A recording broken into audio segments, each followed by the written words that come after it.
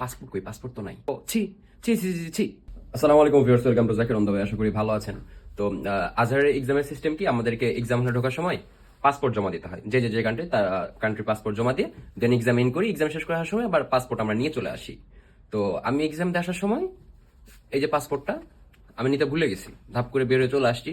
অর্ধেক রাস্তা আসার পর আমার মনে হয়েছে পাসপোর্ট কই? পাসপোর্ট তো নাই। ভাই লিটারালি পাসপোর্ট নিতে আমি ভুলে গেছিলাম। পরে যে পাসপোর্ট নিয়ে আসছি, এবং পাসপোর্ট নিয়ে আসার সময় আমার কোশ্চিন আবার রেখে চলে আসছি।